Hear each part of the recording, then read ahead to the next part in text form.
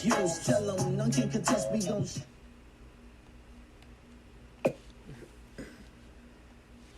What's good, everybody? Welcome to the show. I appreciate everybody for coming through. I'm going to talk about HBO's The Last of Us, episode 4, numero cuatro, and another good episode. They are really doing a good job with the storytelling, bringing this along, not really rushing it, and we see now the relationship between Joel and Ellie. Ellie, you have to watch out for the clickers. Watch out for the clickers, Ellie. Don't let her get the clickers. I like the way he talk. But we see that they are on the road again. They started playing Hank Williams. So that's who's been singing that song. So please understand, so please understand. I didn't know who was singing that theme song of the show, but we see in the beginning that looking for some music to play. It's not like they can turn on the radio. It's not like somebody's at work at the radio station. And we see either Sweet Bill or Survival Bill, one of them, had a dang on Hank Williams tape in the car. Oh, Hanky Panky. Oh, Hanky Panky. So that's how, they start bonding, talking about stuff. He got her as the navigator, reading the map. It's only her second day in the car. She don't know what the hell she looking at. I know people that's drove for 20 years don't know how to read a map. When I first started driving and doing road trips, that's how we drove. And I used to read maps. I liked reading the maps and plotting our course and figuring out which way to get to where and stopping here and there and stuff. It made driving on the road more adventurous. Now with the GPS, it's too sanitized. You can't get lost damn near. And you got everything done for you. Back then, we might get lost, anything. Nevertheless, they end up going on the highway.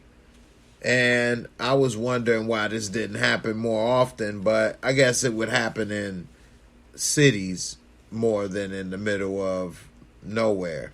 But they did leave from Boston because that's where they started. Anyway, we see now they're in Kansas City, near Kansas City, he said. What's up, Kansas Cities?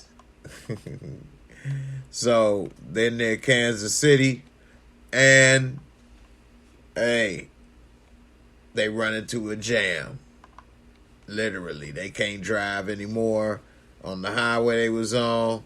So they had to back it up and take a different route. And I knew as soon as that happened, it was trouble. It actually had me thinking, well, I mean, it was obvious that it was done on purpose, the way it was jammed. It wasn't just cars left. It was like a barricade as well. And when I saw that, I thought, well, it looks like somebody may have did this on purpose for setup reasons. So I don't know. I just got it on my phone as well. Shout out to Beyonce. She became the most decorated Grammy Award winner. So congrats. I don't really listen to all that stuff as much. I do know her music and who she is, though, of course. I didn't hear her new thing, but hey, congrats. Shout out to Niecy. What's up, Niecy Taylor? How you doing, Niecy?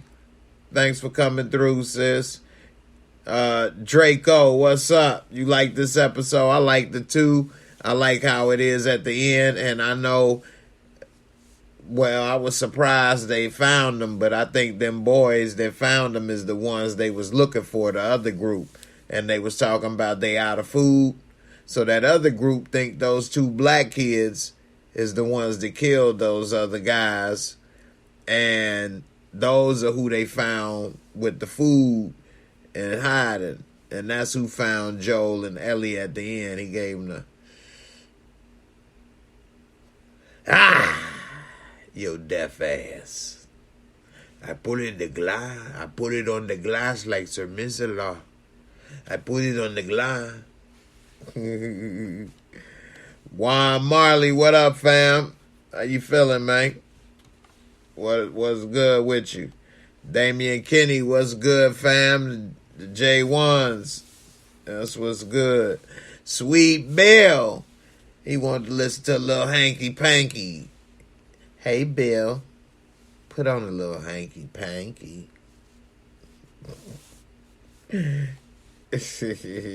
Oh, please understand.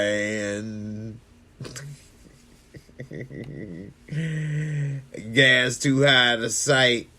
See with road maps. Gas too high to sightsee with road. I know that's right. I read it wrong. But yeah, gas is too high to sightsee. And that's one thing that I'm glad they showed and talked about, because it's been 20 years. That's a very long time. And our world isn't built to last that long. So when he was trying to drive, when they was on the road, I was thinking, where are they getting this petroleum, this gas? This is a refined product. People do make gas. I've seen a one-person operation make gas in Africa. But it is dangerous and it is not easy. But it can be done, and you need to have some crude oil or something. I don't know. That's how they was doing it. So they showed him siphoning gas out of vehicles. But he said, it's like water. You have to do it a lot because the gas is like water. You burn it off. The gas is oil, okay, Ellie? The gas is oil, Ellie. Just like me, I'm 56 years old, Ellie. Okay? I have the gas in the belly too, okay, Ellie? Gas in the belly, Ellie. So, hey, they had Karen leading the pack, huh? She straight me too, the doctor. Blow! How you like me now? She straight took dude out, and he ain't had nothing to do with that. Damn. Joe and Ellie cost that doctor his life. That's messed up. Feel bad for him, man. It seemed like ever since I took this update on some of my stuff, it takes so long for some things to do what they supposed to do, but we'll get there. Anyway, as far as this episode, when Joe and Ellie, I think they bond is going to be more than cargo, and this was the start of it, because when he was driving the whip, he come across a dude. Hey, I'm help. I need help. And he is straight hit the gas and tried to break it out. And she like, aren't you going to help him? No, I'm not going to help him. He's a clicker. He's a clicker. Nah, but he straight knew the dude was on some bull. Hit the gas. She ain't know what was going on. She thought he was tripping. Come to find out, it was a setup. They done dropped a brick on him. Tried to shoot at him. And this dude crashed through a damn wall. Wrecked the damn Chevy S10.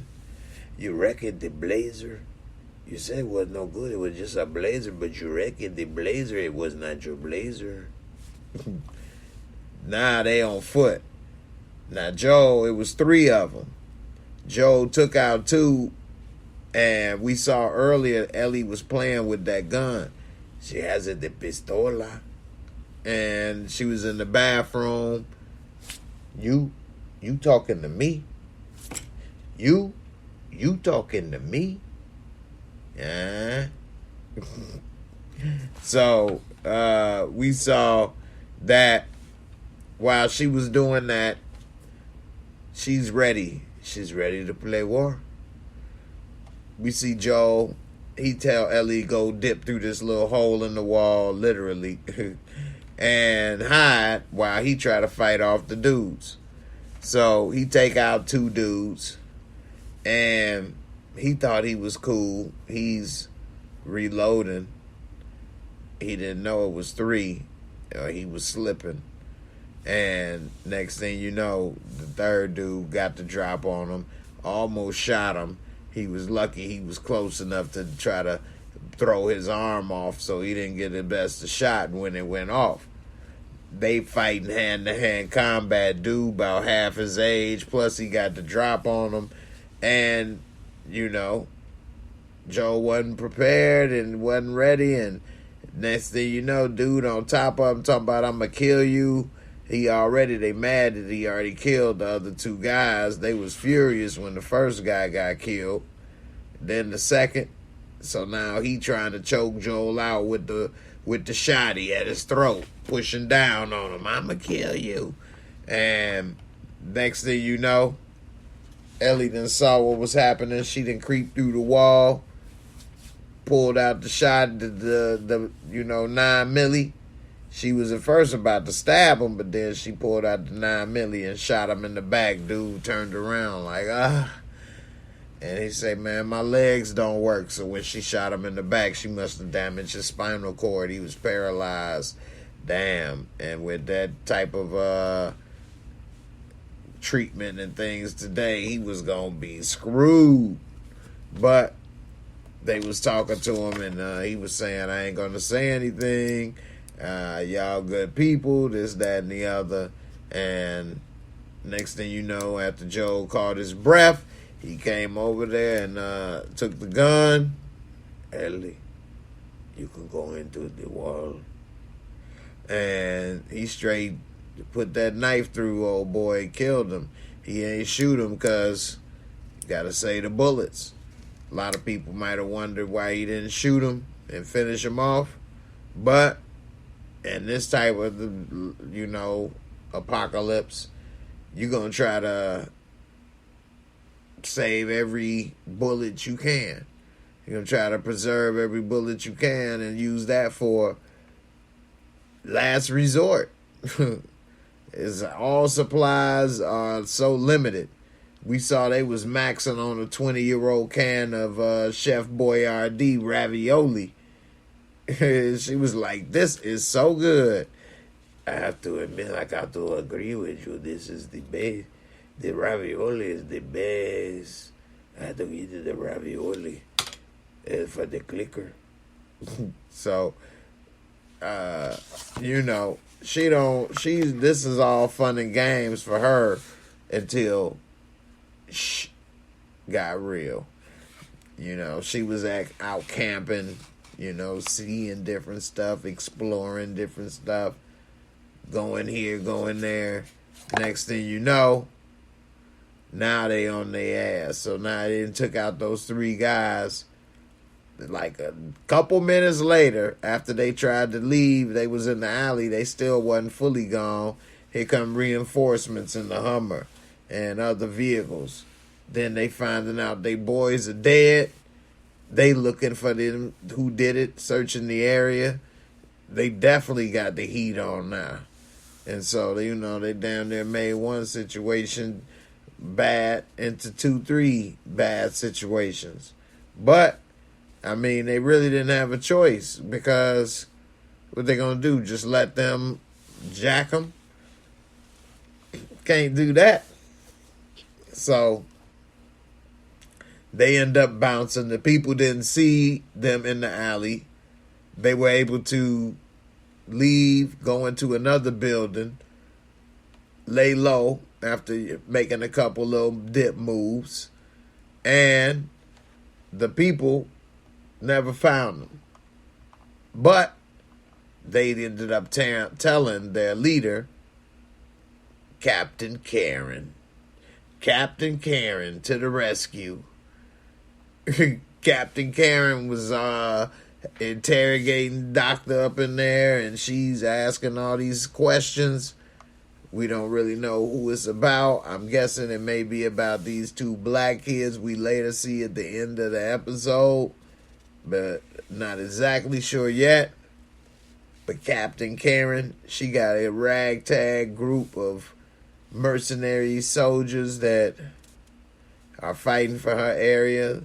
They took over the you know, what is it, the DMZ, and pretty much run it themselves with their own army and their own weapons and their own rules.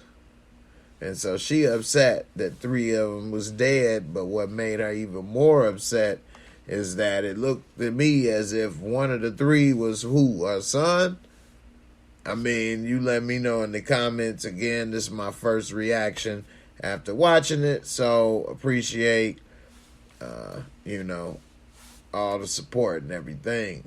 But whoever that 3rd guy is that was paralyzed, she was very upset that he was killed, so much so she even was going to ask the doctor if there's anything that can be done to help him. But the guy that was there was saying, you know, it's over. Ain't nothing nobody can do. And that just ignited her rage, and she just went and just executed the doctor. Didn't even ask or tell him anything, you know, so he don't know what just happened. But I'm sure he looking at the replay in heaven. So, you know, Joe and Ellie, I think they becoming a good tag team and understanding each other and all of this stuff they going through. I know he telling her cargo and all of this stuff, but he gonna be sad without her, lose purpose, and it's gonna really be hurtful to him when he finds out his brother probably ain't gonna want to come back or is happy where he is. I think that's really gonna be hard for him. So I don't know. You let me know what you think in the comments. Let's see. Relax and Chill TV. He said, hell no, I'll starve. You ain't eating no 20-year-old SpaghettiOs, man. What's wrong, man? Just a little extra flavor, seasoning. You don't like tin can flavor? What's wrong with tin can flavor? These people probably won't get food poisoning because they have eaten so much crazy stuff, I'm sure, in the last 20 years that they probably have very strong immune system. And it would probably be very difficult for them to get food poisoning versus us. The rest of us. That's the last of us. Well, the rest of us, we'd be sick as a dog eat that. We don't eat that type of stuff, so it would probably wreck us. Eat a 20-year-old can of spaghetti. Now, it probably actually tasted good. At least I know cans back in the day. I don't know about what cans do today and how they're made. But cans back in the day, at least when I say back in the day, I'm talking about the 80s and 90s. So cans back in the day for me still would last a while. Yeah, they had a date on it because you can't just put food out there without a date. That's the law. But I think that they could last, if it had to, at least probably a few years, a couple years. If you had left it or you had one and left it and then ate it and it was a year or two old, even though it probably expired on the paper in like 3 to 6 months, I think you would be all right. But 20, That is a very long time for any food that we make today in existence. Unless you get a can of sardines, because that can of sardines, boy, you need a key to open that thing up, boy. They vacuum seal everything out of there. There's no oxygen at all in a can of sardines. I think that might be the only thing your ass can eat. And some dog food. That dog food probably be a little delicacy. You think it's corned beef hash. Hopefully a couple chickens lived. Straight up. Better keep mating them. Let a bunch of them hatch. So, let's see. Juan Marley, he say, I ain't watched it yet. I got, after this, I just got done with The Godfather Harlem. Yeah, you about day late in the dollar short, fam. You a day late in the dollar short. We got Juan, he said he gonna be sad like when he lost Grogo. Hey, it's possible. Man, but this episode of Last of Us, man, I like the pacing of this show. Another thing that I really like about this show is the set design. I mean, it's like a movie, the quality, better than any other zombie apocalyptic television show. I know it's a lot of green screen these days and things, and I'm sure this show is no different. I mean, I'm not saying that it's not, you know, or it's on the level of something or technology we never seen, but I like how they use the set and that it is a mixture of green screen, real places, and I think it's really cool to see how they've put this journey together throughout the United States as if the apocalypse had hit.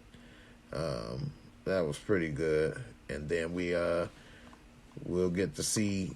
Right now we haven't seen any infected, but when we was on the way there, we did see a lot of infected burnt up and ashes.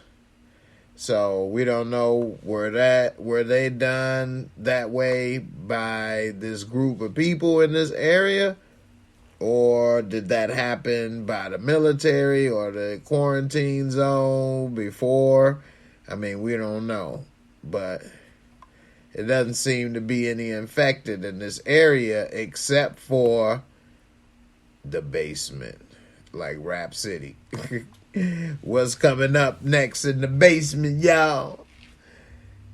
A clicker, a twitcher, all of the above. The clicker, twitcher, and monster. They coming.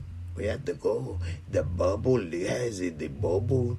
The basement has a bubble. I have to go. It's a clicker. It's a bubble. Bubbler. Bubbler, clicker, twitcher.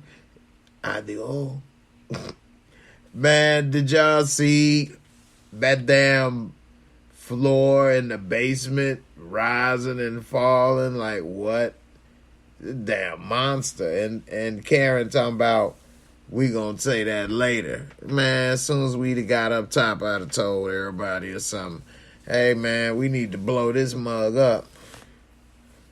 You got to get rid of her. She done letting this personal vendetta take priority over everybody else's safety.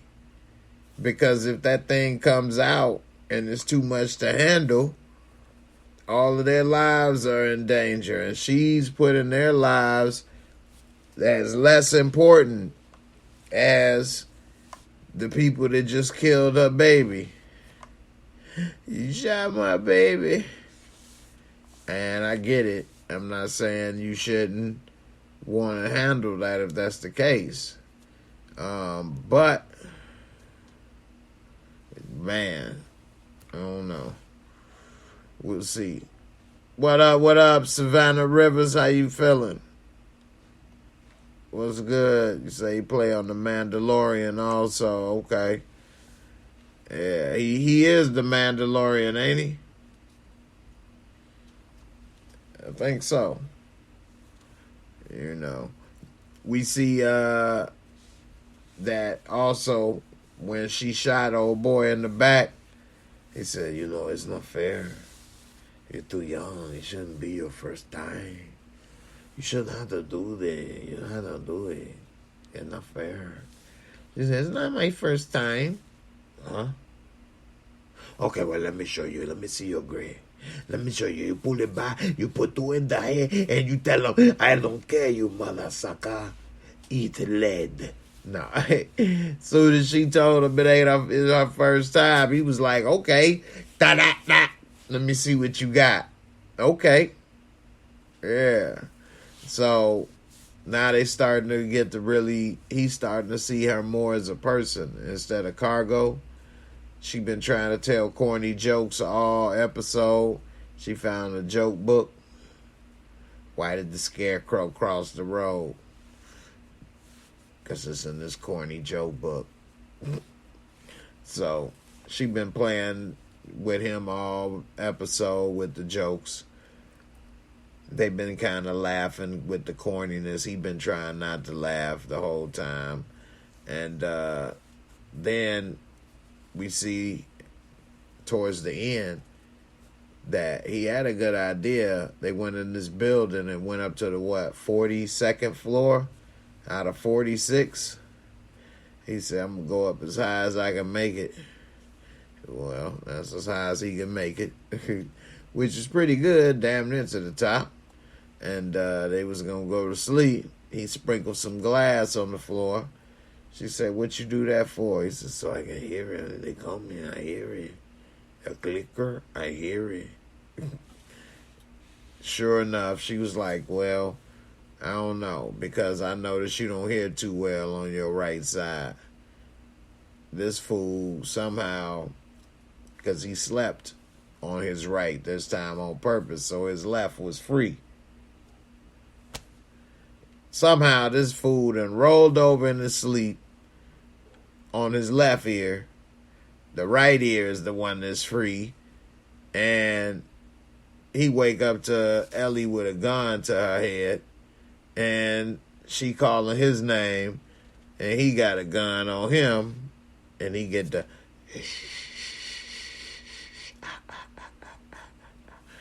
So, you know. But I think they going to all bond together. And it looked like that was Kofi Jones. Kofi Jones was in the witness protection program, living in the Kansas City area.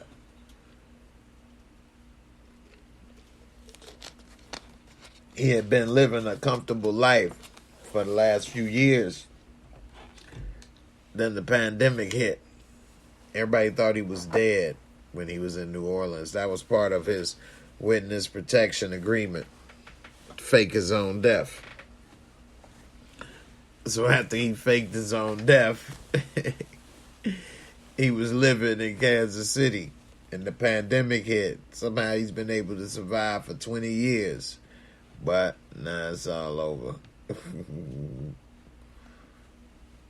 You already know it. You already know. J-Rock, what up, what up? You don't know what to do with no Henny. Alright, I'm about to go ahead and do my Moorescore rating system. It's 4 simple categories, 25 points each. And to come up to a score of 100. You can drop that digit, get you a score of 1 to 10. I always give a 0.5, margin of discretion option. So let's go ahead and get into it.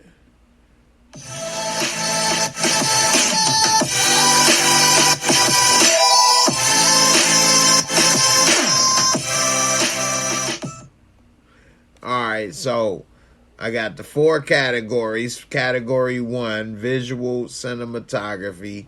Excellent how this whole thing looks. The set, the background, everything, props. the angles that they use to tell the story, just a lot with that. So with this, I would give it a 25 out of 100 for visuals and cinematography. Let's see, we got storyline and plot. Although this is the storyline that a lot of people would have liked to see, it's nothing,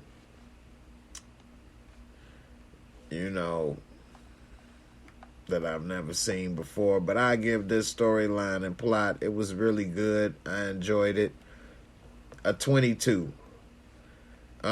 Special effects, makeup, costumes, off the charts, excellent. Everything looks movie quality, spot on.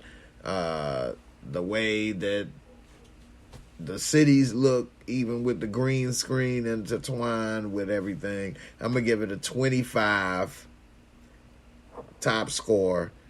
And that'll probably be every episode for this type of show. It's just off the charts, amazing set design, special effects, and all of that, makeup, costumes. And then lastly, entertaining, fun factor, a very entertaining episode. I liked it.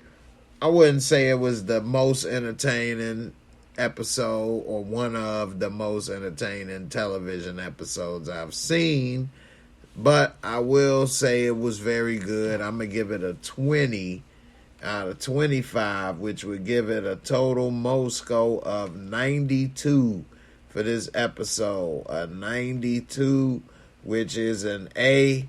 What would you rate it? What's your Moorescore? I give it a 92. Hold on. So you let me know what's your Moorescore, and I'll see you in the comments with it. Overall, this is a really good show. I wish that it was able to come out sooner, back when I was playing the game and a little bit more familiar with the storyline and things. But that being said, it's still a good show. I think if you never played the game, you can pick up, watch this show, and be surprised to learn that it was actually based off a game.